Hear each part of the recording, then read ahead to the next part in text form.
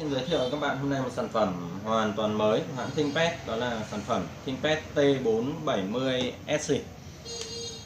Sản phẩm này được sản xuất năm 2017. Đây là sản phẩm mới nhất của hãng ThinkPad. Sản phẩm rất đẹp. Hôm nay bên mình sẽ hỗ trợ các bạn cách nâng cấp phần cứng của máy. Ở đây là có nâng cấp RAM và nâng cấp ổ SSD của máy. Sản phẩm này máy tính Hoàng Bách mới nhập từ Mỹ về. Sản phẩm rất đẹp. Đó. Cấu hình máy này bên mình nhập về là Core i5 thế hệ thứ 7, có mã là 7300U. RAM của máy là 8GB, có một thanh 8GB rời và on trên main là 4GB, tổng RAM là 12GB. Máy có một khe nâng cấp RAM thôi các bạn. Thì hôm nay mình sẽ làm cái video này để giúp các bạn nâng cấp RAM lên là 20GB, tức là mình sẽ cắm thêm một thanh 16GB nữa cho các bạn. Và ổ của máy đang là SSD 256GB. Mình sẽ nâng cấp cho các bạn lên một option là 512GB. Để các bạn có thể hiểu được cách nâng cấp này thì bên mình sẽ hỗ trợ các bạn cách mở máy, kiểm tra máy. Ở đây bên mình sẽ mở chiếc này ra cho bạn.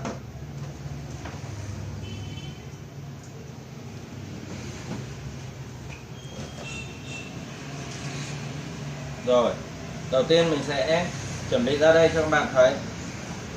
Đây là một thanh 16GB DRAM 4.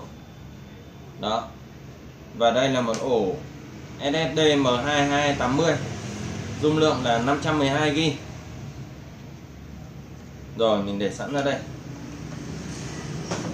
Để mở máy nâng cấp thì rất đơn giản thôi. Các bạn chỉ mở có 5 cái con ốc này, 5 chiếc ốc này nhé.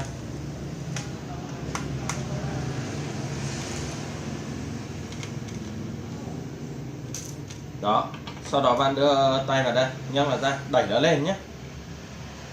Đó. Rồi, ở đây là các bạn sẽ thấy là chiếc máy được trang bị 2 thỏi pin, một thanh RAM 8GB được máy cắm sẵn ở đây. Đây là vị trí của ổ SSD M2280.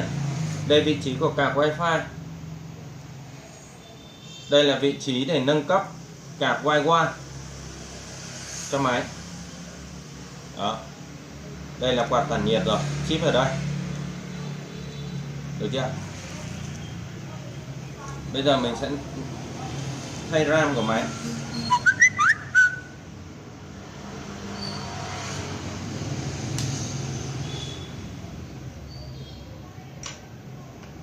Có một thanh 16GB vào nhé.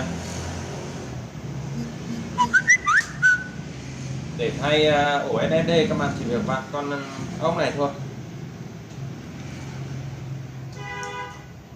nhấc nó lên. Đó. Và các bạn thay con ổ này vào.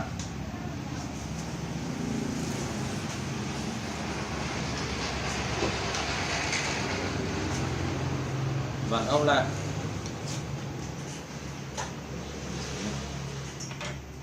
Rồi, vậy là quá trình nâng cấp đã xong. Bạn đậy nắp máy vào, vặn 5 con ốc này lại là ok các bạn ạ. Máy hỗ trợ nâng cấp rất đơn giản, rất nhanh.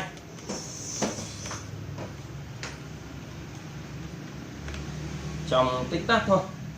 Chắc quá trình này các bạn làm thì hết độ khoảng 1-2 phút là các bạn đã làm xong hết được. Việc nâng cấp rất đơn giản. Đó.